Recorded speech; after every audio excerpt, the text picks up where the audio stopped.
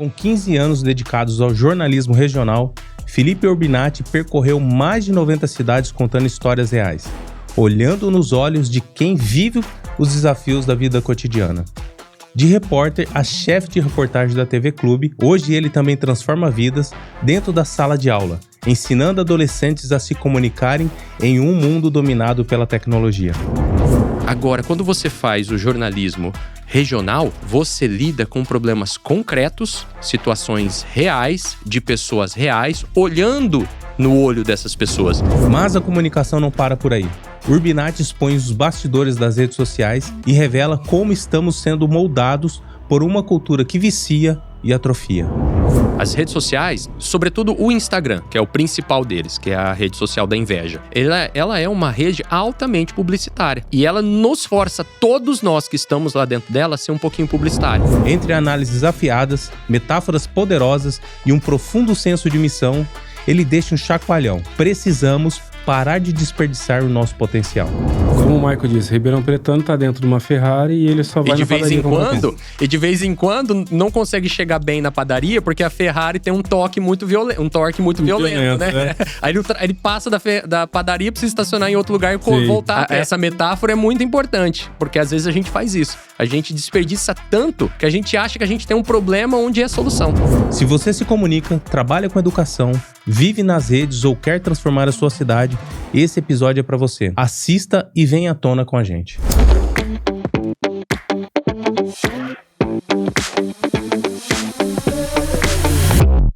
Este é o podcast Vem à Tona e eu sou o Maicon Tropiano e a gente aqui, eu também, junto com o Herbert aqui na bancada, a gente aprende tudo sobre comunicação, inteligência artificial, tecnologia e o mundo dos negócios. E eu tô com o Herbert ao meu lado. Olá pessoal, tudo bem? Hoje vamos ter um convidado muito especial aí. Exatamente.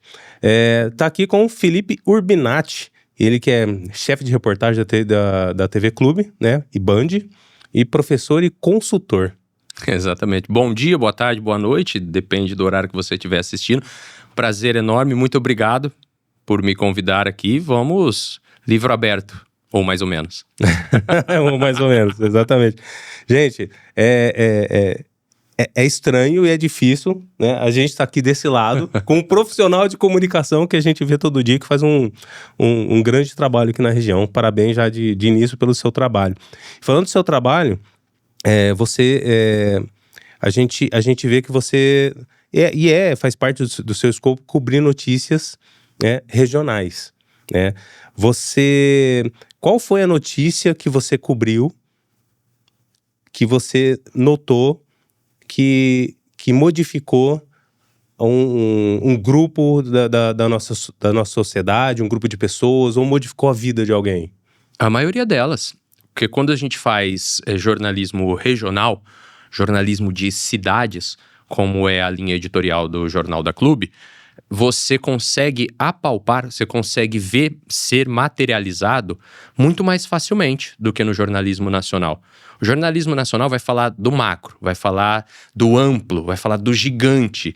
É tudo hiperbólico, para usar uma palavra, para abusar da nossa língua portuguesa, que é riquíssima, né? Hiperbólico quer dizer exagerado, tudo é exagerado, é megalomaníaco. Uhum. Agora, quando você faz o jornalismo regional, você lida com problemas concretos, situações reais, de pessoas reais, olhando no olho dessas pessoas.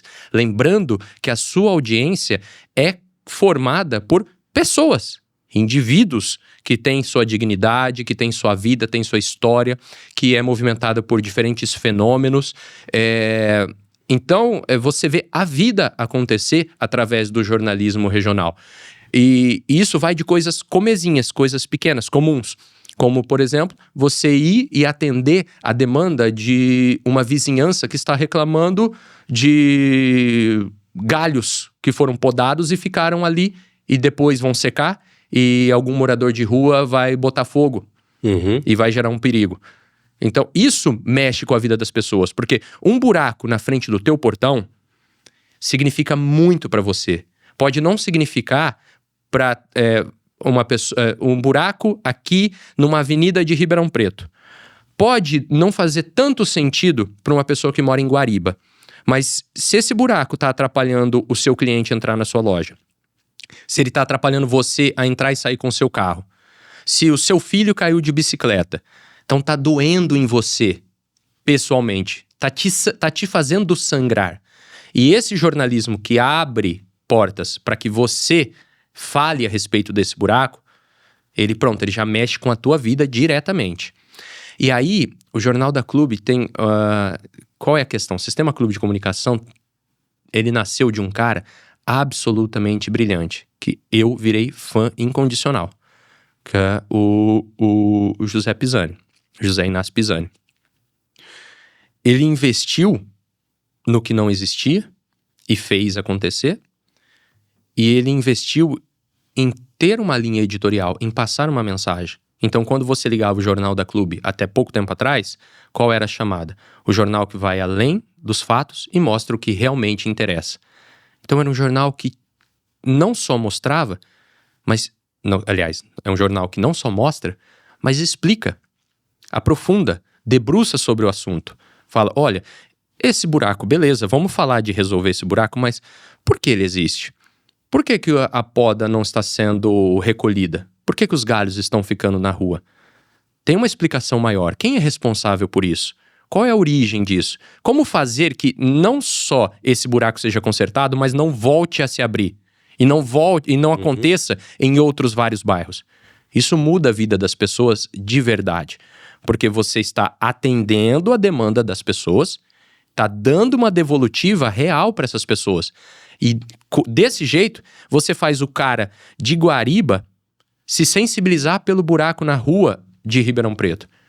Porque ele olha para o que a gente está falando e vai saber cobrar lá em Guariba, em Salles de Oliveira, em São Joaquim da Barra, em Orlândia, em Guará, Morro Agudo, Araraquara, São Carlos, Barretos.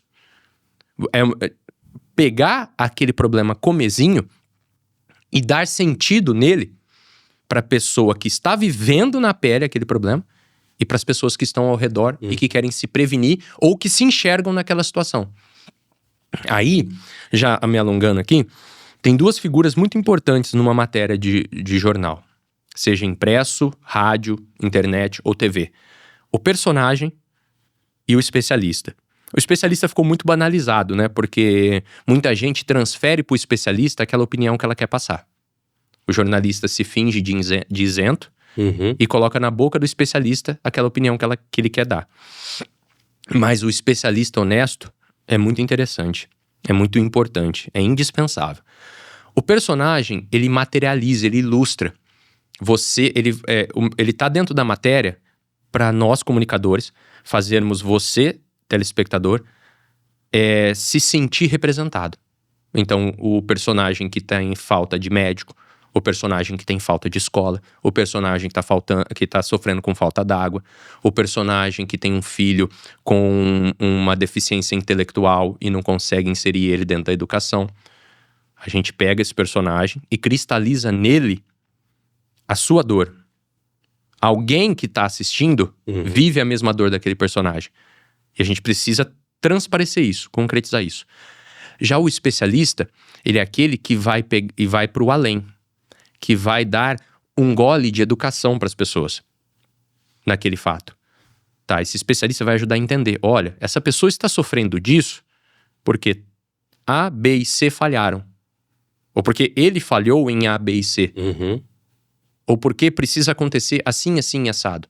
Só que isso é um caminho a ser percorrido. Você não ensina tudo isso numa matéria ou numa edição. É ao longo de um jornalismo diário. O Jornal da Clube está no ar de segunda a sábado em 2 edições. 1h30 de ao vivo. Comunitário mesmo. As pessoas falando através dos nossos microfones. Somos nós que estamos falando. Aí vem um outro dado, uma outra linha editorial muito importante do José Inácio. Agregando valor e integrando a macro-região. Olha que interessante, agregando valor, ou seja, levando valores para essa gente, né? Dourando a pílula, sabe? Mostrando as coisas boas que tem em cada uma das nossas cidades. Coisas boas são o combustível para o desenvolvimento das pessoas. E integrando. colocando elas juntos, montando um time. A gente já tem um cinturão tecnológico existente já há muito tempo. Pelo menos desde os anos 90 ele está bem fortalecido. Ribeirão, Araraquara, São Carlos, Barretos, Franca, Sertãozinho já cria um cinturão tecnológico muito importante, que acompanhou a modernização dos tempos. Só que todas as cidades precisam entender que elas são peças importantes. Ribeirão depende muito da macro-região. Ela depende de Sales Oliveira ser capital da palha, do milho. Ela depende de Franca ser a capital, não só do calçado masculino, mas também do café. Né? Um café de altíssima qualidade, café de exportação, cuja exportação superou, inclusive, o calçado. Ela precisa de Barretos como capital turística e do agro. Ela precisa de São Carlos, ramo científico, tecnológico, universitário, Araraquara, fazendo essa dobradinha, essa parceria. Sertãozinho, o Vale do Silício do agro. E das pequenas cidades, né? Orlândia, cortada pela Anhanguera, com ricas indústrias. Já teve time de futebol de salão de destaque, por exemplo, enfim. Toda essa macro-região unida faz a coisa acontecer melhor, integrando a macro-região. Mostrando que a gente é uma unidade sólida. Vocês entendem Ribeirão Preto como um hub para essas cidades e as suas culturas? Eu entendo. Ribeirão é a cola mágica dessa macro-região. É o magnetismo. Acabei de produzir uma reportagem que é uma das que eu sou mais feliz de ter feito nesses 15 anos que eu tenho de TV, que é mostrando o polo de saúde que a gente é. E no final, o recado era esse. Que o desejo é que um dia toda essa pujança, todo esse poderio tecnológico, científico que a gente tem voltado para a saúde esteja à disposição do maior número de pessoas possível. Né? Eu não sou besta de acreditar que tudo que há de bom e melhor vai estar na mesa de todas as pessoas. Não vai estar na minha. Não estará na minha. Mas quanto mais, oxalá, quanto mais possível a tecnologia, o que a gente tem de qualidade, a excelência chegue para as pessoas. O que a gente tem em termos de medicina, privado e público aqui em Ribeirão Preto, é para competir no alto, no topo do mundo. Tá? Não é do Brasil. E toda vez que a gente falar que Ribeirão Preto tem alguma coisa que está entre os melhores do Brasil, é como eu perguntei para cada um dos entrevistados lá. Toda vez que a gente falar que Ribeirão está lutando para liderar ou está entre os líderes do Brasil, é América Latina. Tá? A gente precisa... A síndrome do vira-lata que a gente tem como brasileiro precisa ter limite, porque a gente precisa ter claro que em termos de América Latina, apesar da gente ser um anão diplomático, o Brasil é líder da América Latina. Então, se a gente fala o Hospital das Clínicas de Ribeirão Preto vai ser apenas o segundo hospital no mundo a realizar 3 cirurgias de separação de siamesas. Tem noção do que é isso? Só tem um hospital no mundo até hoje que fez 3 cirurgias. Falando em noção, você enxerga que a nossa região, o Ribeirão Pretano, ou a pessoa do interior aqui, consegue enxergar isso? Não. Falta muita educação ainda para que a gente consiga enxergar o tamanho que é a questão da saúde? Ah, só da saúde, você quer dizer? Porque você exaltou bastante essa questão da saúde aqui. Sim. Né? Para mim faz sentido. Não sabe como um todo, e não é só o Ribeirão Pretano, o brasileiro não faz ideia dos potenciais que tem. E mesmo da saúde, só da saúde que já seria suficiente, já seria possível, já seria concreto, também não. Isso que falta para conseguir comunicar isso para o público, né? Para eles entenderem que Ribeirão é um polo de saúde. Falta fazer isso todo dia. É isso, falta fazer isso todo dia. E aí, não pode depender só de uma mídia. É preciso que todos os atores saibam comunicar melhor. Todo mundo tem que saber comunicar e não só saber, querer. Porque tem 2 questões. Uma é saber comunicar e a outra é querer comunicar. Porque tem gente que... Eu não sei o porquê disso, não sei explicar o porquê disso, mas tem gente que simplesmente não quer comunicar bem aquilo que tem de bom, né? Então é preciso fazer isso todo dia e criar uma cultura de que todos saibam comunicar isso bem, para que todos conheçam. Porque você vê vários fenômenos que se iniciam assim. As pessoas vão aderindo àquele costume de comunicar e na hora que você vê, tá todo mundo fazendo. Olha o que tá com as redes sociais. As redes sociais, sobretudo o Instagram. Vamos pegar o Instagram, que é o principal deles, que é a rede social da inveja. Ela é uma rede altamente publicitária. E ela nos força, todos nós que estamos lá dentro dela, a ser um pouquinho publicitário. A ser um pouquinho propagandista. É a rede que você vê só o palco, você nunca vai ver bastidor. Mesmo quando a pessoa coloca lá no stories dela alguns bastidores, é o bastidor limpinho, bonitinho, arrumadinho, né? É aquele bastidor heróico que mostra, olha como eu trabalhei bem. Pra você ver aquela foto bonita do feed, pra você ver aquele vídeo bonito do feed, olha aqui como eu fiz um trabalho maravilhoso nos bastidores. Todo mundo faz isso. O religioso faz isso. O vendedor faz isso. O pai de família tá fazendo isso. A mãe de família faz isso. O professor faz isso. Tá todo mundo no Instagram fazendo isso. E aí eu vou te falar uma coisa. Você olha e pode falar assim, nossa, tá bebendo da fonte publicitária. Tá bebendo da fonte do jornalismo. Tem um monte de técnica de jornalismo possível de ser identificada ali. Na maneira como as pessoas estão conversando. Mas o que eu quero te dizer? Voltando pro cerne da pergunta. Um dia, alguém olhou e viu o vizinho fazendo dinheiro ali no Instagram. Ou fazendo fama. Ou ganhando, ou tendo recebidos. E ficou com inveja. E começou a fazer. E o outro começou a fazer. E o outro começou a fazer. E o outro começou a fazer. E se criou uma cultura. E hoje, praticamente, todo mundo que tá lá dentro do Instagram tá conversando dentro da mesma língua. É uma criação de cultura. Você impele o outro, você gera no outro aquela inveja. Eu vou usar essa palavra forte mesmo, porque nasce da inveja. Você gera no outro aquela inveja e impele ele a fazer igual. Agora, você pode impelir no outro a admiração. Não necessariamente a inveja. No caso da saúde, né? Você tá falando de inveja, né? Ou dinheiro. A pessoa vê um dinheiro, o pessoal tá ganhando dinheiro ali, também vou fazer a mesma coisa. No caso da saúde, eles já devem estar ganhando dinheiro. Não, mas aí quem? Por que eles falam, vou fazer isso para eu ganhar mais dinheiro? Não. Mas eu acho que a questão não é nem a saúde, a questão você tá fazendo uma comparação do Instagram com a mídia. Com a vida. Com a vida. Eu tô usando o Instagram para te mostrar que um movimento onde isso aconteceu. As pessoas viram um case, viram um exemplo e replicaram. E aí começou a disseminar. Um passa pro outro, é boca a boca. É orgânico. Você bota todo mundo para fazer isso organicamente. E aí é possível você gerar esse mesmo fenômeno em qualquer área. Da saúde, por exemplo. Tanto pessoas a favor quanto pessoas contra a vacina na época da pandemia. Você gerou isso orgânico. Você começou a militar naquele tema. E foi impulsionando, levando pessoas a fazer também. Aí, sai de campo a inveja, entra muito o estômago. Entra muito o ódio, a paixão, o amor. Não, eu preciso defender o meu amor pela vacina. Eu preciso defender o meu amor contra a vacina. Você impele a pessoa pelo ímpeto dela. Pelo ego dela. Não é inveja.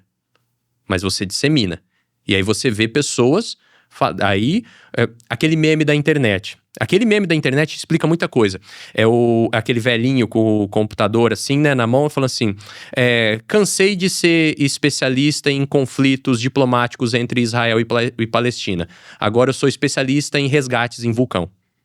Não é? Não tem essa brincadeira? Cada novo assunto que surge na internet, surge um monte de especialistas. Aquele meme, ele tem uma profundidade interessantíssima. Assuntos que te impelem a ter uma opinião. A falar, a disseminar. Você não fica passivo a esse assunto. Aí eu vou voltar lá na saúde. Se a gente conseguir causar isso nas pessoas, botar todas as pessoas para falar sobre saúde, a gente vai botar todas as pessoas com os olhos na saúde, consumindo informações sobre a saúde, entendendo mais sobre ela e vivendo ela melhor. E qual que seria o catalisador para isso? O orgulho? Eu não sei. Bom, de bate-pronto eu não tenho essa resposta pra te dar. E é Eu muito... teria orgulho. Caramba, eu moro em Ribeirão Preto, a cidade polo de saúde. Pode ser um fator, Tropiano, mas a gente precisa precisa estudar melhor. Os fenômenos, eles são todos guiados, tá? Eu falei que depois eles viram orgânicos, mas eles nascem de um pensamento crítico. Eles nascem de uma raiz que fez estratégia para aquilo acontecer, tá bom? Então, eu falar agora de bate-pronto para você qual é o elemento que vai gerar isso na saúde, é burrice. É mentira, é engano. Eu preciso pensar, me debruçar e entender como que eu faço para que a saúde para que o assunto saúde seja cultural entre as pessoas da nossa região. Peraí, vamos ver, o que eu preciso? Eu preciso lidar com o ego, com o orgulho, com a raiva, com a necessidade, com o instinto de sobrevivência, com o que eu preciso mexer? Com um player que tá no Instagram, no TikTok falando mal da UPA. Exato. Eu tenho que estudar para saber. E aí é que tá. Todos os movimentos para a sociedade se manter de pé precisam ser estudados. Ontem eu estava trabalhando numa reportagem sobre estiagem e queimadas. O governo do estado de São Paulo está acelerando os processos para prevenir-se quanto às queimadas criminosas que acontecem. Em 2024, para quem não se lembra, foi um pandemônio. Foi um Deus nos acuda com queimadas, né? Nós tivemos períodos terríveis, fechamento de estradas, perdas materiais irreparáveis, etc e tal, né? Eu estava conversando com uma pesquisadora. Ela tem uma pesquisa de longo prazo, que o tempo inteiro está recebendo mais informações para serem calculadas. E aí a gente estava se debruçando sobre algumas informações que já tem. O que é nítido? O tempo, e aí, olha, tempo e clima há diferença. Aula de geografia aqui, tá? Clima é aquele de longo prazo, é aquele que não tem uma interferência mecânica, né? É aquilo que são gerações para haver mudança. O tempo é aquele mais comezinho, né? Vai chover, vai fazer sol, etc e tal. O tempo é senhor dos movimentos de queimada e epidemias de dengue, e não o poder público. Então, um ano você vê aquela epidemia absurda, né? Todo mundo que você conhece pegou dengue. Aí no outro ano, nossa, cadê a dengue? E aí você vê algum gestor público, seja do executivo, do legislativo ou do judiciário, cantando vitória. Nós fizemos um trabalho exemplar para combater a dengue. Mentira, foi o tempo que ajudou. Tá tendo menos mosquito. O vírus é que não tá disseminando, é que não tá correndo. A gestão pública não fez basicamente nada. Nossa, esse ano nós diminuímos 190% o número de queimadas. Mentira, porque choveu mais esparçado. Olha, eu tava vendo lá na régua de medição, de 2013 para cá, se a gente pegar o ano inteiro, a variação é de 30, 50 milímetros de chuva para mais e para menos. Ano passado, falaram que foi um ano recorde de falta de chuva, não foi? Nada. Teve um índice pluviométrico muito semelhante aos 10 últimos anos. Muito semelhante. O que faz a diferença? O período de seca, que vai de maio a setembro. Quando você olha pro gráfico, ele faz assim, ó, é uma lombada, começa alto, uma montanha russa, assim, ó, de chuva, né? Uhum. Isso a gente já, qualquer preá com botulismo sabe que janeiro, fevereiro, março, abril, maio, junho, julho, agosto, setembro, outubro, novembro, dezembro. A chuva faz assim. O problema é nesse período aqui, ó. Tem anos em que você vai ter mais chuva nesse período de seca, de maio a setembro. E tem anos que não. Nos anos em que a chuva se prolongar mais, você vai ter mais dificuldade de ter queimadas. Você não vai queimar o que tá molhado, o que tá úmido. Uhum. Aí você vai falar que foi uma gestão inteligente? Muito dificilmente. Aproveita a onda para fazer propaganda. Renate, usando assim, que Ribeirão é um polo de saúde, né? E ela é dita como capital do agronegócio. Ela poderia ser uma capital da saúde? Ela é. Ela já é. Não pode ser. Ela já é. Vai ali no Hospital das Clínicas e vê de onde vêm as pessoas. Do Brasil inteiro. e de fora. Entre capital do agronegócio, capital da saúde e polo cervejeiro, qual que Os três. qual que ganha aqui? O polo cervejeiro ainda é menos, porque lucra menos com isso. E, assim, agora vamos falar. Existem números absolutos e porcentagem, tá bom? Uhum. Então, assim, em números absolutos, nunca você vai bater o agro, porque o agro gera muito mais. Você pega uma AgriShow, você pega uma máquina vendida, é estratosférico. Você pega em saúde, os números são estratosféricos. Você vai falar de cerveja, os números são mais econômicos, né? Uhum. São mais tímidos. Mas ainda assim faz a diferença. Então, ainda vai ser uma cidade que vai ser lembrada pelo chopp. Né? Uhum. O polo cervejeiro artesanal, as microcervejarias da cidade estão para transformar essa cultura e mostrar para as pessoas que o tal do chopp, ele é bem mais diverso do que você imagina. E o Brasil como um todo está perdendo muito tempo de conferir à cerveja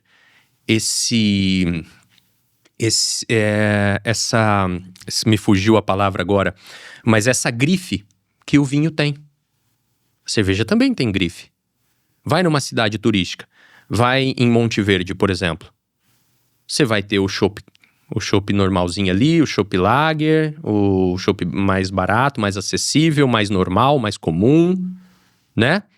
E você vai ter chopp importado.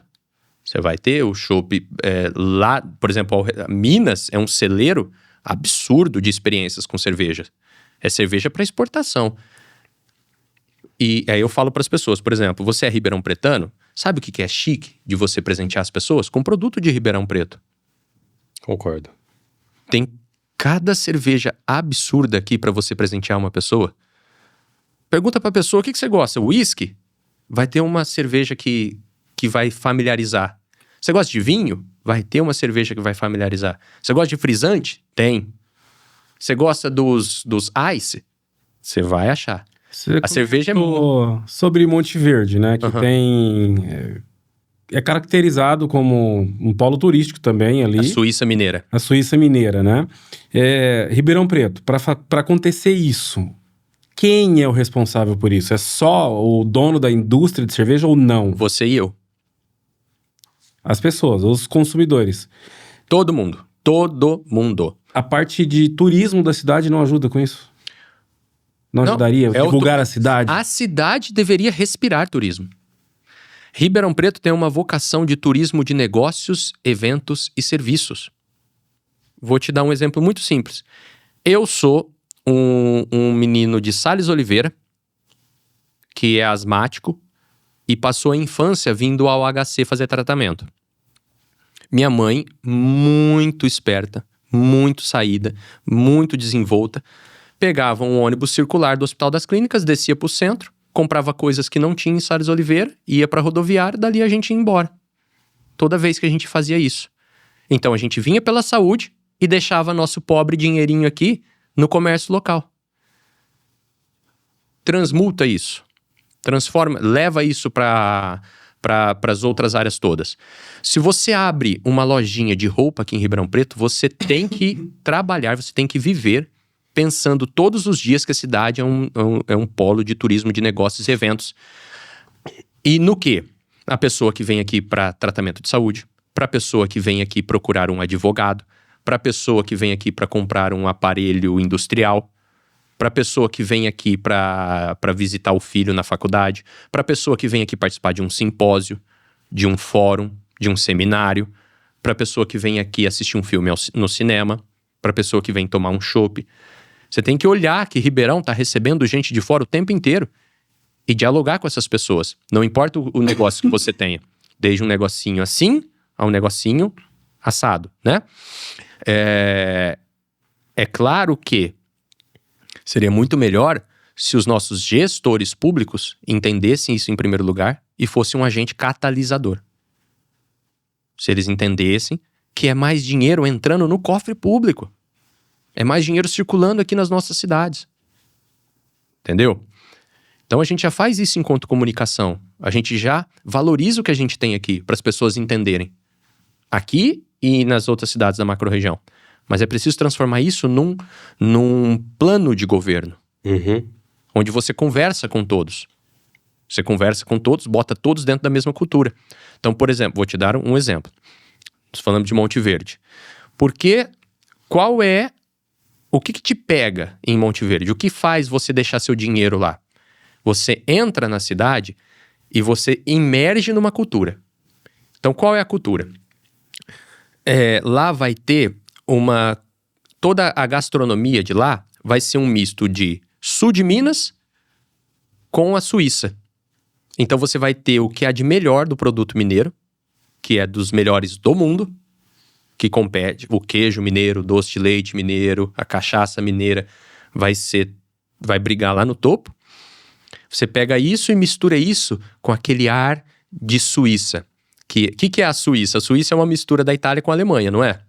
Então você vai ter um esbinho, um joelho de porco, um risoto, uma lasanha, misturado com um churrasco brasileiro, né, no fundi ali, né?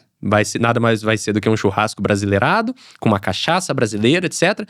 E as construções? Aqueles caixotes horríveis, feios, que a gente tem nas grandes mansões de Ribeirão Preto, por exemplo, e do Brasil inteiro.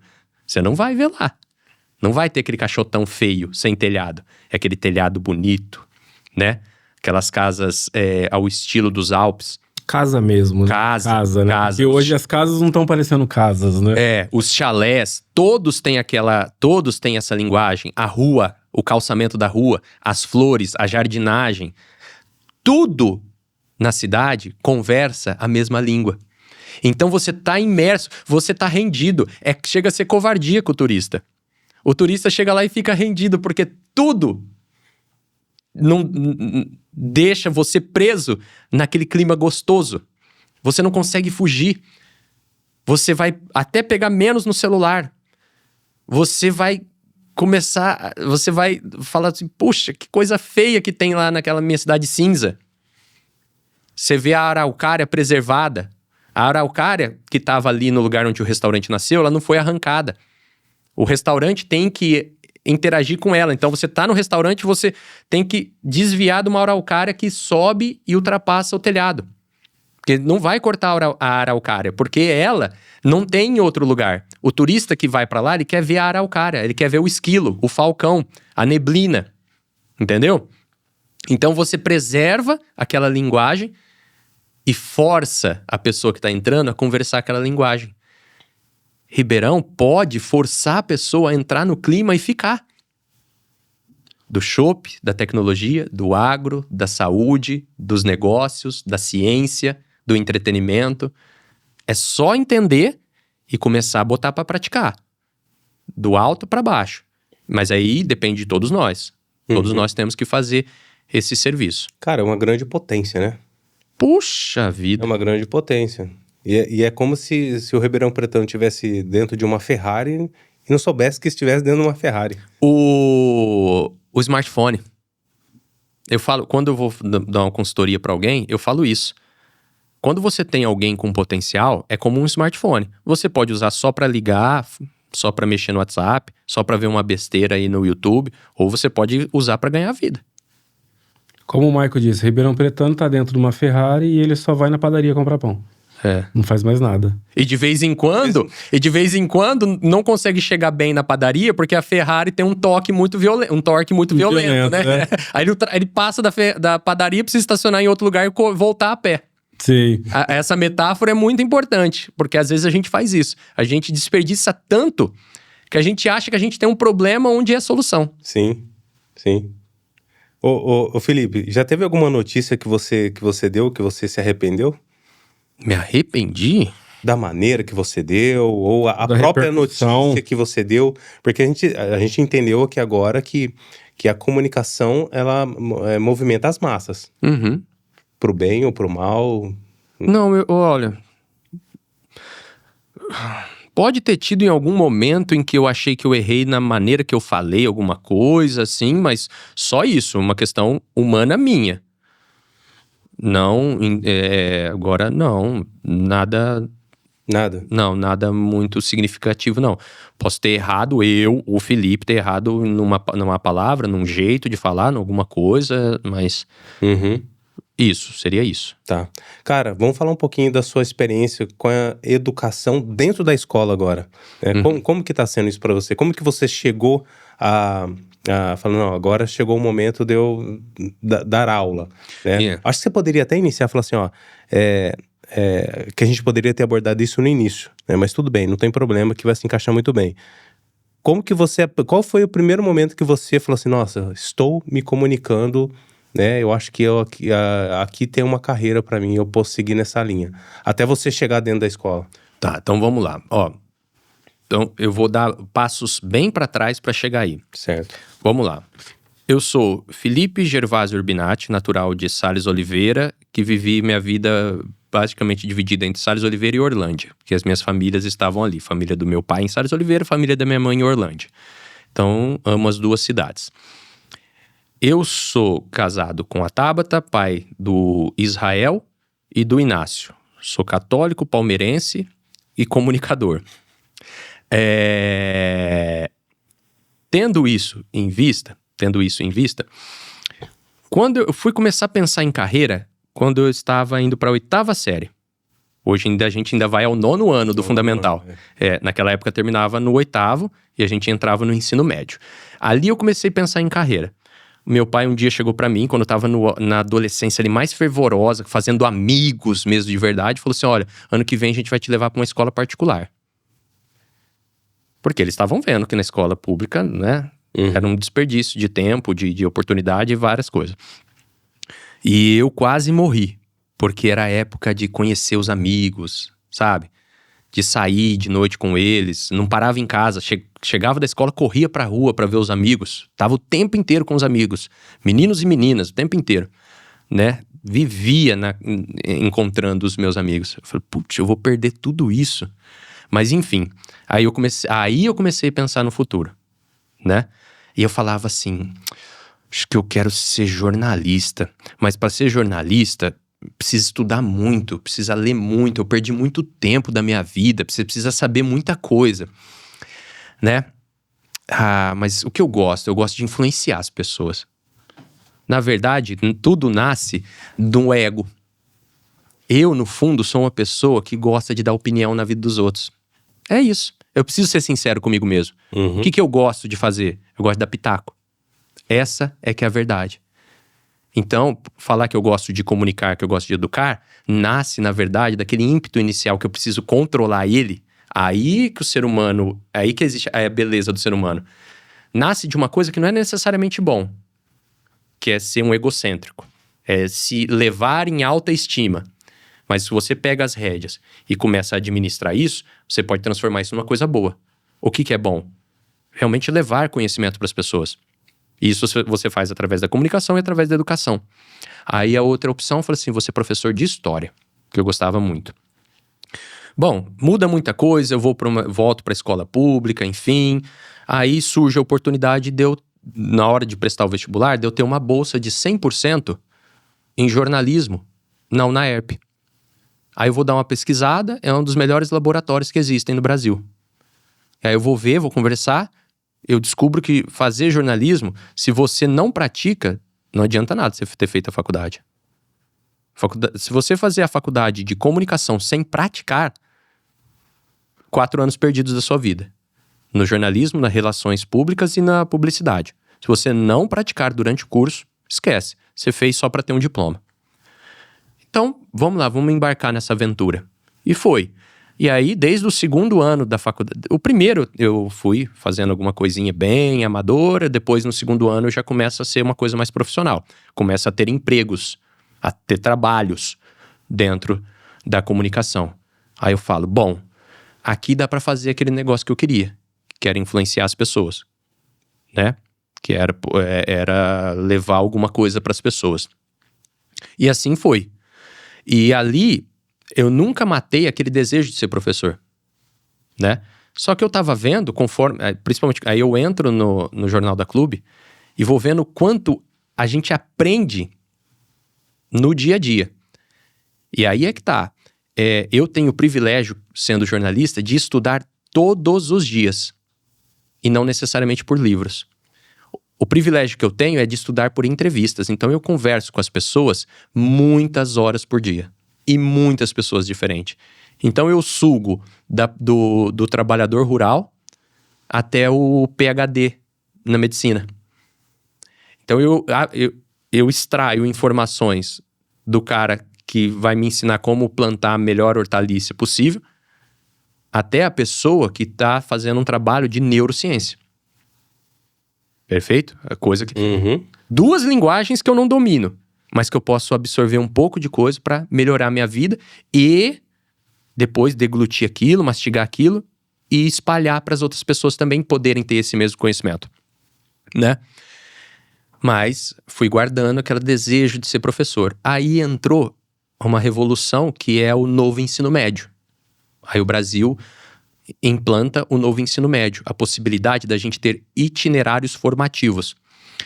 Basicamente explicando para a pessoa de casa, sabe aquele filme, aquele seriado americano que a gente assiste, que a gente não entende que o menino tem, no meio da aula de matemática, de línguas, etc., ele tem uma aula de marcenaria, de economia doméstica. A gente vive vendo isso nos filmes, não é? Que diabo é isso? O itinerário formativo do novo ensino médio permite isso, que a gente tenha cursos extracurriculares. Aí eu fui lá e formulei um curso de comunicação social voltada para o ensino médio e anos finais do fundamental. Que na verdade dá para ser até para os anos iniciais, depois, né? É opcional? É opcional. Eu apresentei isso para a escola adotou isso como programa seu. Entendeu? Aí o Colégio Victor Frankl pegou essa empreitada. Então eu já estou no 3º ano desse curso de comunicação social voltado para o ensino médio.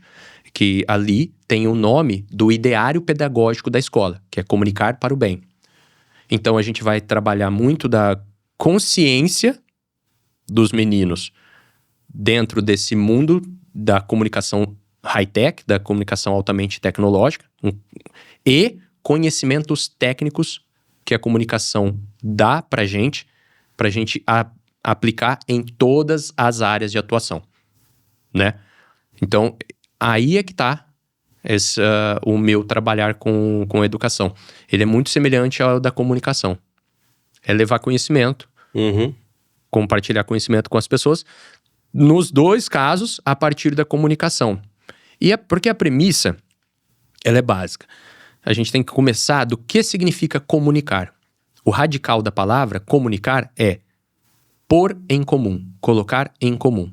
Ou seja, tudo que sai de mim e é absorvido pelo outro por todos os sentidos, preste bem atenção.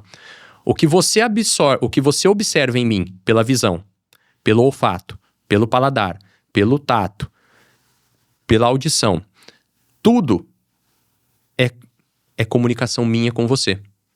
Então, o meu corte de cabelo, que você absorve pelo visual, comunica alguma coisa. Se eu fiz ou não fiz a barba, se a barba está bem feita ou mal feita, você está vendo, então eu estou comunicando algo com você. O cheiro, o perfume que eu uso, ou se eu não tomei banho, pelo olfato, comunica alguma coisa a você. O tom da minha voz, o que eu digo, o que eu grito, o que eu canto, pela tua audição. Se você botar a mão em mim e eu tiver frio ou tiver quente, comunica alguma coisa pra você, não é? A mãe e o pai não vai lá o tempo inteiro no filho? O que é isso? A febre comunica pra gente o estado do nosso corpo, né? E por aí vai. A comida comunica se ela tá quente, se ela tá fria, se ela foi feita hoje, se ela foi feita ontem, se ela tá boa, se ela tá ruim, né? Aí a gente viaja na filosofia, na antropologia e na sociologia. Por que o ser humano repele o azedo, o amargo? Por que ele gosta do salgado? Por que ele gosta do doce? É antropologia atrelada à comunicação. Você vai descobrir, por que as pessoas não gostam muito das coisas amargas? Porque os nossos antepassados viam no amargo aquilo que apodreceu, aquilo que não está bom para o consumo. No azedo, aquilo que passou da data de consumo.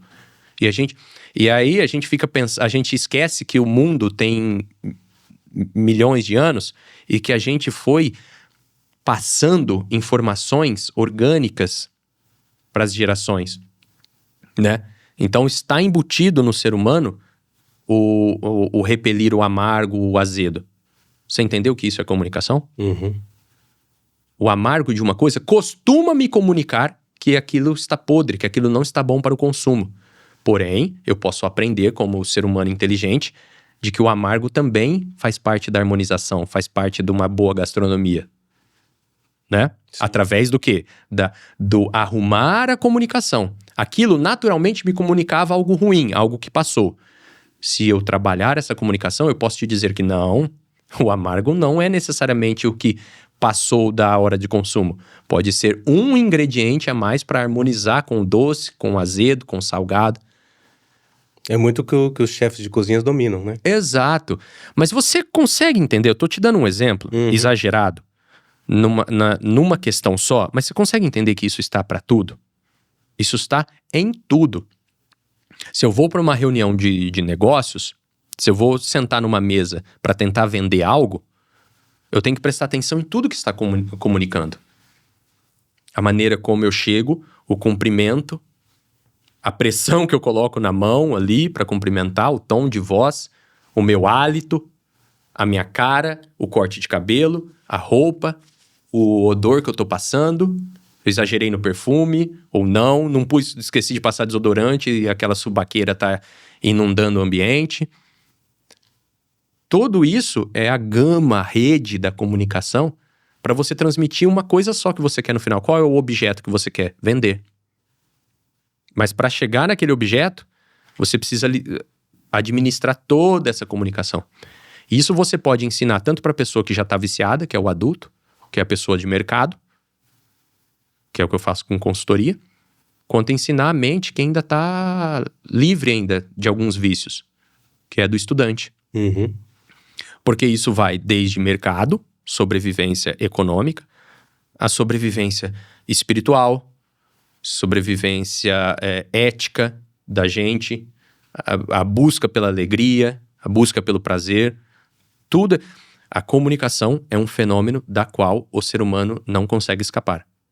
Ela permeia todos os fenômenos humanos. Ela é um fenômeno que abraça todos os demais. Não existe. Porque qual é outros radicais do comunicar? Comungar, comunhão, comunidade. Também. Comunicar, pôr em comum. Comunidade, agir em comum. Comunhão, compartilhar aquilo. Vem da mesma palavra. E a nossa vida é o tempo inteiro. Comunicar, comungar, comunidade. Você não consegue viver sozinho. Mesmo que você se trancar num quarto, para você sobreviver aqui, ó, tem alguém para você fazer uma troca de comunicação. Com alguém você tá comunicando. Nem que seja com um animal. Para você viver um ermitão na floresta, né? Para você vai se comunicar com alguma coisa. Cara, e faz quanto tempo que você tá dando esse curso? 3 anos. 3 anos. Pro ensino médio. E você tem percebido talentos, mudança na forma que os alunos veem a comunicação, né? Alunos aplicando isso? Eu vejo isso como qualquer outra área do conhecimento. Tem e não tem. Para lidar com o adolescente, a gente tem que ser muito honesto consigo mesmo. Primeiro, lembrar o que é a adolescência. A adolescência é um período em que a gente é tomado por mudanças hormonais que estão muito além da nossa compreensão para aquele momento. Aí, máximas que a gente sabe. O adolescente transforma uma ferida num tumor. Transforma um cisco numa pedrada, né? Você não fez isso na sua adolescência? Sim. Se você não fez, você é que não era normal, né? Você chora mais, você ri mais, você fica mais bravo, você tem mais fome, você fede mais. Tudo é mais. Porque é uma ebulição que está acontecendo dentro de você. Química. É uma ebulição química. Só que aí está o dever do formador de ajudar o adolescente a pegar as rédeas da própria vida e começar a administrar. Para ele, num processo, entender que uma ferida é uma ferida e não um tumor. Que um cisco é um cisco e não uma pedrada. Entendeu? Esse é o grande desafio. está ficando cada vez mais difícil porque nós estamos na era da superestimulação, da hiperestimulação. Então, a criança... Eu observei meus filhos, o primeiro passeio de carro que eu fiz com o Israel, ele buscando as luzes. Gente, eu conheço muita história de roça. As crianças passavam meses enfaixadas, durinhas. Elas eram quase um ser vegetal, né? Olha as crianças de hoje. Elas já nascem hiperestimuladas. E isso vai só aumentando durante a vida delas. Então, a cabeça das nossas crianças e adolescentes está altamente contaminada. E é uma das coisas que eu ensino na comunicação. Isso tudo não é por acidente. Isso tudo é muito pensado. O Facebook, o Instagram, para de uma foto começar a te dar um carrossel, é algo pensado. É liberação de dopamina a cada tique, tique, tique. O TikTok, 30 segundos, 30 segundos, micro liberações de dopamina. E você vai ficando viciado, igual eu sou viciado em café. Só que esse é um vício que deteriora. Eu vi um estudo italiano mostrando pela primeira vez, hoje você vê esses tipos de estudo em tudo quanto é lugar, que esse vício da dopamina da internet, ele vai gerando uma hiperestimulação num lado do cérebro e vai atrofiando justamente o lado do cérebro onde está a nossa defesa. Por isso você vê tanto suicídio, tanto automutilação. Porque a gente... você vai na academia e trabalha só o braço direito e deixa o esquerdo parado. Esse aqui vai ficar bombado além da conta, né? Você vai desalinhar o seu corpo todo enquanto esse aqui vai ficar atrofiado. Você já enfaixou a perna? Você já quebrou a perna ou colocou tala? Sim. Eu nunca quebrei, mas já fiquei com o joelho paralisado por 15 dias, né? Por causa de uma inflamação. Quando você tira a tala, o que acontece? Você consegue voltar o joelho? Não. Você tem que ir com água quente por uns 2, 3 dias e aquecendo pro seu joelho voltar a dobrar. Ele fica duro, enrijecido. Agora imagine isso acontecendo no seu cérebro. E justamente no lugar da defesa. O local do cérebro que trabalha a nossa defesa, ou pensa no que é a autodefesa. É tomar cuidado com aquilo que é quente, tomar cuidado com aquilo que é frio, tomar cuidado com aquilo que me mata em diversas áreas. Se eu perder isso, sem perceber, eu vou sempre tomar atitudes autodepreciativas. E é isso que está acontecendo com as nossas crianças e adolescentes. Isso é muito assustador e é emergencial. Até por isso, o nosso colégio, além desse itinerário de comunicação, tem um de neurociência. É um outro professor. É um outro professor, um professor de biologia. Um professor de biologia dando aulas para os meninos a respeito disso.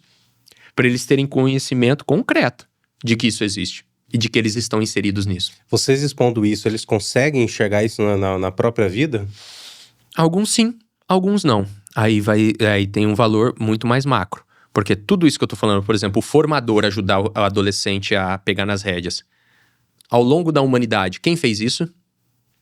Quem fez isso com o adolescente ao longo da humanidade, da história da humanidade? A família. Tem família hoje em dia? Muitos casos não. Desestruturada a família. Em muitos casos não. Em muitos casos não vai ter o pai e a mãe fazendo isso. É o enfraquecimento da família e tem uma tecnologia nova, né? É. E aí, o que acontece? Não é para culpabilizar a figura do adulto. Porque o adulto, nós estamos falando de um adulto que foi vítima. Tem família que negligencia isso no filho por questão de sobrevivência. Porque o pai e a mãe tá abarrotado de trabalho para viver. Para poder honrar as contas. Pro básico. Tem gente que faz isso num conforto maior, mas tem gente que não tem outra escolha. E a gente não tem mais aquela rede. Eu vi o padre Paulo Ricardo estava falando num congresso de psicologia. É absurdo, tá na internet, tá no YouTube, tá fácil para qualquer pessoa ver. Na hora que ele abre para perguntas e respostas, tem uma mulher que pergunta para ele sobre a rigidez na educação, e ele vai lá na questão do processo de ter ou não ter muitos filhos. Ele explica o seguinte: olha, a humanidade até aqui podia ter muitos filhos porque existia uma rede de apoio gigante. As mulheres tinham filhos e ela tinha uma rede de outras mulheres protegendo essa maternidade, ensinando para ela o que é a dor, o que é a cólica, como alimentar, como proteger, etc e tal. E tinha. Vocês têm familiares que vieram das fazendas? Sim. Eu tenho. A minha família veio de colônia mesmo, né? Chamava Fazenda Santa Rosa, lá em Sales Oliveira. Era uma rede. As casinhas toda pertinho ali, era como uma enorme família. E costuma-se dizer que nessa época existia uma ignorância, que as mulheres não sabiam o que acontecia, como que ia ser. Existia alguns, vou chamar de tabu, não sei nem se é essa a palavra, né? Falta de conhecimento, mas você está trazendo uma outra visão dessa rede auxiliava na criação dos filhos, dos problemas que as mulheres tinham. Hoje o que acontece? Por exemplo, eu tenho uma família maravilhosa dos dois lados. Lá na nossa casa nós somos o Souza, Moraes, Gervásio e Urbinati. Eu coloquei os 4 sobrenomes nos meus filhos para deixar isso bem claro. E eles têm as características do Souza, dos Moraes, dos Gervásio e dos Urbinatis. Eles são. Só que as situações da vida nos fizeram sair de Sales Oliveira e nós estamos em Ribeirão Preto. As famílias lá são loucas pra gente tá sempre por perto, pra deixar os meninos sempre por perto, mas infelizmente a gente não tem como. A Tabata, a minha esposa, é sozinha. Então ela teve esses 2 meninos sozinha. 1 mês lá em Sales Oliveira, toda vez que eles nasceram. Só que fora isso, por mais que eles queiram nos ajudar, o braço não estica até Ribeirão Preto. Então eles estão moralmente junto conosco 24 horas por dia, mas fisicamente não. Então ela é uma mulher contemporânea. Ela com os traços conservadores. Ela largou da carreira dela, que estava muito bem, obrigado, estava em ascensão. Ela largou tudo disso para ter um emprego muito mais complexo, que é ser mãe. Porque ela é a gestora financeira da nossa casa, a gestora intelectual, emocional da nossa casa. Eu ainda sou aquele pai que vai lá fora buscar sustento e a mãe tá se degladiando dentro de casa, né? Com os serviços mais absurdos que tem. Se a gente fizer uma lista do que uma mulher que mantém essa linha tradicional faz no dia a dia, é absurda. Você fala, quem trabalha mais? Quem saiu pra trabalhar ou quem ficou em casa? É absurdo.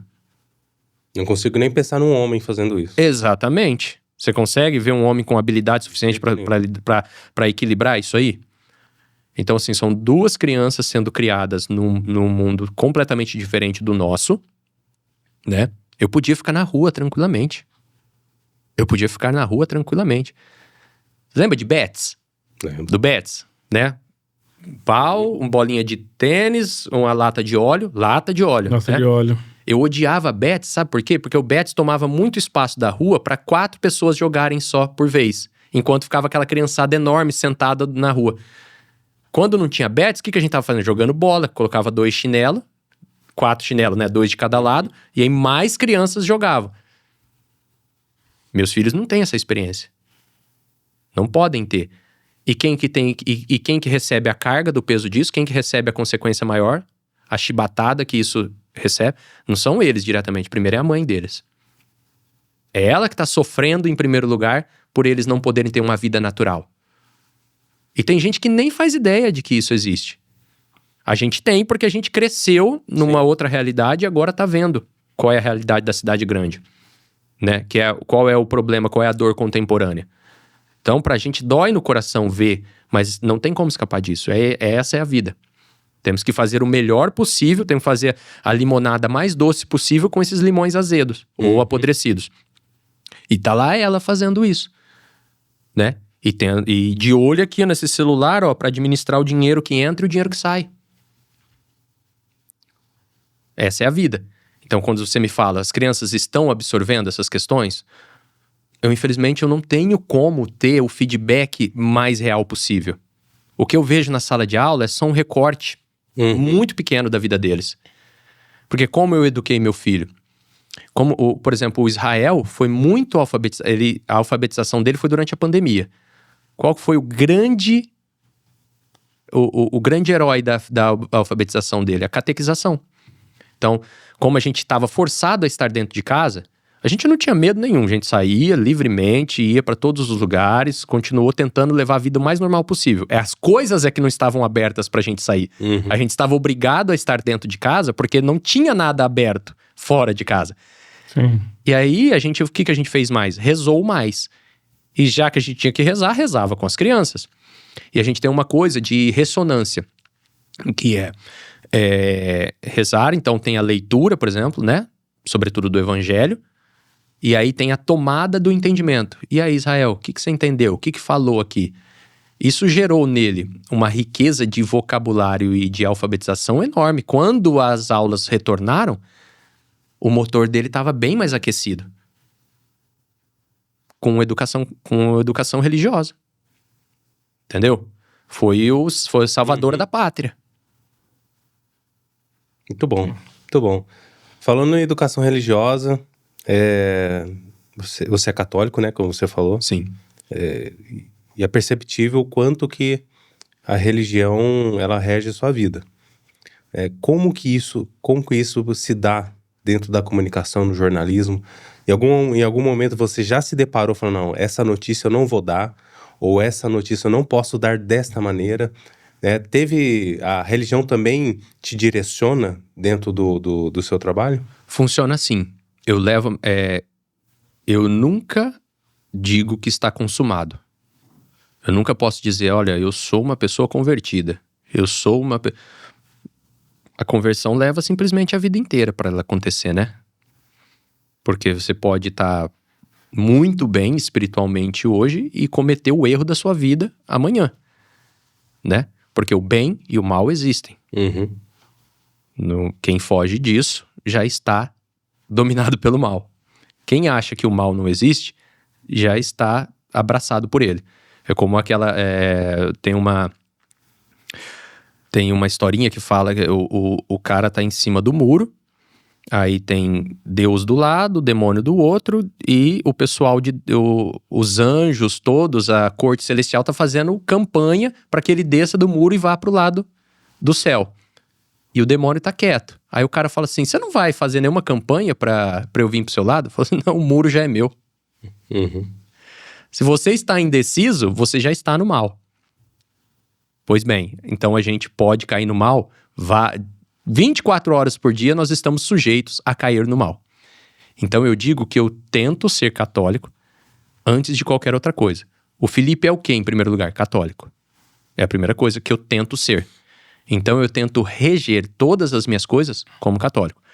Eu tenho que ser um palmeirense católico, um jornalista católico, um pai católico, um amigo católico, um professor católico. Entendeu? Todas as coisas têm que estar regidas por isso. Se eu abandonar isso, é melhor você não confiar em mim. Eu não sou uma pessoa de palavras, eu não sou uma pessoa de princípios. O dia que eu abrir mão disso, é melhor você se afastar de mim. Porque eu passo a ser uma pessoa perigosa. Uma pessoa que não tem nada a perder. Né? Aí isso faz de mim um proselitismo, ou seja, fazer propaganda da religião. Muito pelo contrário. Muito pelo contrário. Quando eu faço isso, eu vejo que está errado. Vamos supor, na comunicação. Graças a Deus, lá no Jornal da Clube, tem muita abertura para todas as religiões. Por exemplo, toda Páscoa e todo Natal, a gente faz uma gravação com diferentes líderes religiosos para passar cada qual sua mensagem. E a gente divulga as ações sociais que os evangélicos fazem, que os israelitas fazem, que os espíritas fazem. E por aí vai. Eu sou muito feliz com isso. Porque eu estou muito tranquilo na minha fé. Que a gente não precisa fazer propaganda dela. Eu não devo usar o meu trabalho para fazer propaganda dela. O que eu tenho que usar é a minha vida. Se eu colocar a minha vida em ordem, alguém verá que o que me fez bem foi o ser católico. E aí já está feito o serviço. Agora, se eu usar das coisas que eu tenho à disposição, aí isso é perversidade. Isso tá errado. Eu não posso usar a máquina para forçar ninguém a ser.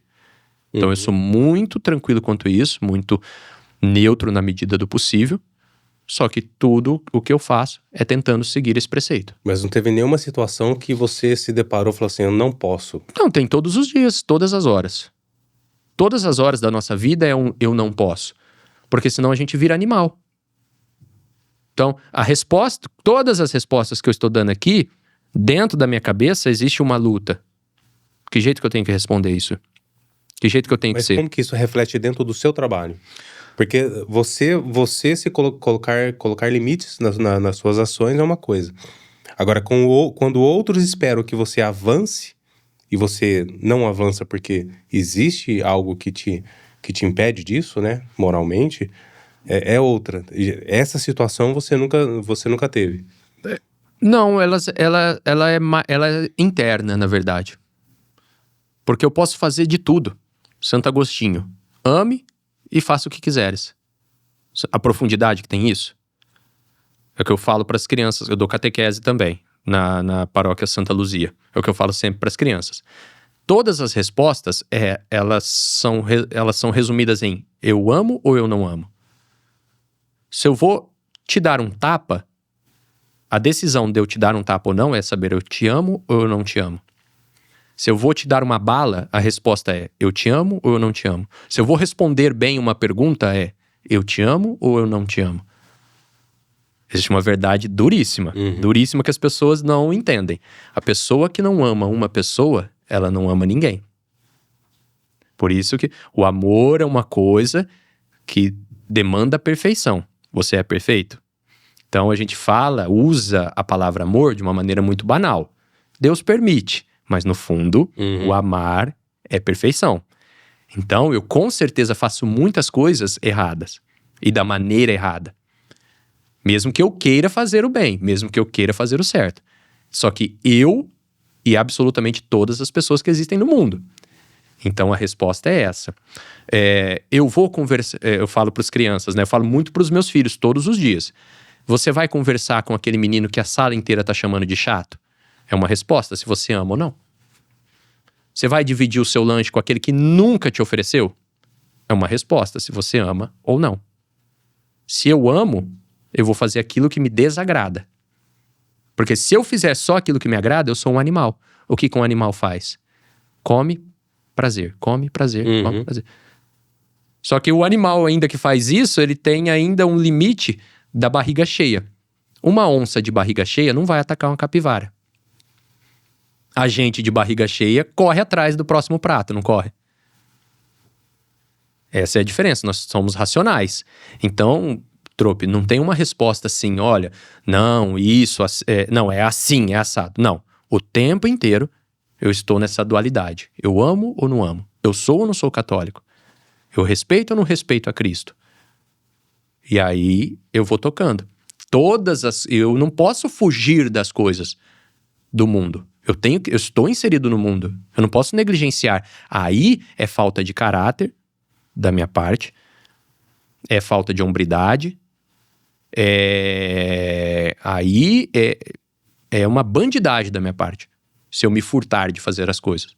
Eu tenho que fazê-las de acordo com o meu princípio. Né? Claro, com proporções, né? Não quer dizer, você vai matar uma pessoa? Não. Você vai trair uma pessoa? Você vai enganar uma pessoa? Não. Tá dentro do escopo do responder sim ou não, amo ou não. Você daria um tapa por amor? Sim. Aí é que tá. Tema delicado pra falar com as pessoas, né? Mas... Existem momentos. Existem momentos de levar um tapa, né? Quantos eu não levei que salvaram minha vida? Né? Minha vida foi salva graças à correção, graças ao castigo. Se eu estou vivo hoje e se eu posso me manter vivo até quando Deus quiser, é porque eu recebi castigos que me disseram, meu amado, se você continuar assim, isso vai te levar à morte. O castigo de um pai, o castigo de um educador, na verdade, é aquele assim, olha, esses passos que você está dando terminam num precipício. Então, se você não está vendo que você vai cair no precipício, eu vou ser obrigado a te interromper o percurso até que você entenda que aquilo era precipício. Né? Uma mãe com um filho drogadicto, por exemplo. Ela ama o filho, mas odeia até a raiz aquilo que está matando o filho. Né? Esse é o problema. As pessoas vendem, aí os ideólogos vendem um amor perverso, que é um amor que não tem correção, um amor que não tem dor. Não, você tem que amar a pessoa, não o erro dela. Por que existe uma prisão? Porque aquela pessoa não está conseguindo entender por A mais B que para viver em sociedade, ela tem que respeitar limites, regras. Se ela é uma pessoa que já demonstrou que não consegue, ela tem que ser alijada daquele convívio para entender, né? Para que as pessoas entendam o que tá ouvindo aí, fala, pô, os caras estão falando de educação, de bater, de correção física. É uma forma de comunicação. De comunicar, né, do pai e da mãe conseguir informar pro filho que ele está indo pro caminho errado. É uma forma de comunicação. Aí proporção e limite. Claro, não vai espancar o filho, né? Não é ferir o filho. Sim. Tanto que hoje é muito mais eficiente justamente o castigo do impedimento. Você não vai ter celular. Você não vai ter doce. Você não vai sair para brincar. Você não vai ter... É preciso sentir falta de alguma coisa para entender. Sim. E uma família bem equilibrada dificilmente chega a dar um tapa. Né? Dificilmente isso. Exato. A questão é... Hoje é muito mais necessário porque as crianças estão mais inteligentes. E elas entendem muito mais. Se você retirar dela algo que faz falta, ela tem muito mais capacidade de fazer uma cognição. Opa, eu fiquei sem tal coisa por causa de tal ação que eu fiz. Quando aquela ação se propor de novo para ela, ela vai se lembrar. Ai, caramba, se eu fizer isso, eu fico sem celular. Se eu fizer isso, eu tô de castigo. Sim. Elas têm inteligência suficiente para isso. O Herbert foi educado na mangueirada, né, Herbert? Mangueirada, vara, cinta. É o que a educação até ali permitia para os nossos pais. Sim. Né? Mas assim, por exemplo, eu sou de uma família que continua me educando até hoje. Meu pai e minha mãe não se furtam de me falar. Minha avó, meu avô, né? Meu avô agora padece do Alzheimer, né? A gente que tem que cuidar dele. Mas todos eles, toda a nossa família não se furta de nos educar até hoje. De botar o dedo ali e falar algumas coisas. É claro, eu sinto às vezes no meu próprio pai, na minha mãe, assim, um medo às vezes de interferir, porque não, eu tô falando com um adulto, tô falando com uma pessoa que é pai de 2 filhos, eles ficam constrangidos. Mas eles ainda têm muita habilidade ainda para poder fazê-lo. Meu sogro, minha sogra, graças a Deus também, que eu caí numa família bem estruturada para dar esse suporte também, de ter momentos de opa, conversa séria aqui agora. Muito bom, muito bom. Felipe, obrigado pela participação. Eu que agradeço. Conversar contigo é sempre uma mentoria. A gente aprende muito, tenho certeza que o Herbert também aprende. Mentoria, aula, a gente sempre sai com algum conhecimento aqui que a gente vai usar pra vida, cara. Obrigado mesmo por... Obrigado. E com certeza quem tá ouvindo isso aqui, ouviu isso aqui, aprendeu demais, né? Conheceu mais um pouquinho do Felipe, né? E só tenho te agradecer pelo conhecimento que você passou aqui pra gente, por estar contribuindo, né? Eu que agradeço por essa troca, porque para mim é muito importante também, porque, como eu digo, o privilégio de trabalhar com a comunicação é isso, né? Essa via de mão dupla, o quanto que a gente absorve e aprende em cada passo. Sim, sim. Quer deixar uma mensagem final de comunicação para os seus alunos? O que você poderia deixar aí pra gente? Mensagem final? Então, vamos... Muito simples. Eu acho que o mais importante do que a gente tratou aqui nessa conversa toda, princípios. Não abandone os princípios, não abandone os valores. Tudo o que a gente precisar fazer no mundo, seja para sobreviver, seja para viver, seja para ser feliz, seja para educar, seja para ter sucesso, em tudo isso, cabem os nossos valores. Os nossos valores não são um objeto inoportuno para as nossas ações. As nossas ações precisam ser guiadas pelos nossos valores. Para os adolescentes, para as crianças, os seus melhores amigos estão dentro de casa. Sim, seus pais são seus melhores amigos. Não existe ninguém nesse mundo que te ama mais do que o seu pai e sua mãe. Não tem ninguém nesse mundo sofrendo, trabalhando, dando a vida mais por você do que o seu pai e sua mãe. E assim será até o último respiro da vida deles ou da sua. Então, assim, o teu porto seguro sempre vai ser a tua casa. Todos nós sempre vamos ter um porto seguro. Se a gente tiver uma mãe, tiver um pai, uma avó, um tio, alguém ali que nos criou e continua criando e dando a sua vida, a gente sempre vai ter um lugar para onde voltar. Então, não existe situação que não tem remédio. Todas as situações têm remédio. Isso aí, pessoal. Felipe, obrigado. Obrigado, Herbert, por estar aqui na mesa com a gente. E pedir para você que assistiu aqui agora, compartilhar esse episódio com seus amigos, né? Você que trabalha em comunicação, gosta desse assunto, compartilha com os amigos, tá? Segue a gente no Instagram, tá o link aqui na descrição, provavelmente vai aparecer aqui na tela para você também, do nosso Instagram. E também esses episódios, todos os episódios dessa primeira temporada, falando de comunicação, de marketing e de negócio, também estarão no Spotify. Siga a gente e acompanhe aqui os próximos episódios. Muito obrigado. Até a próxima. Obrigado.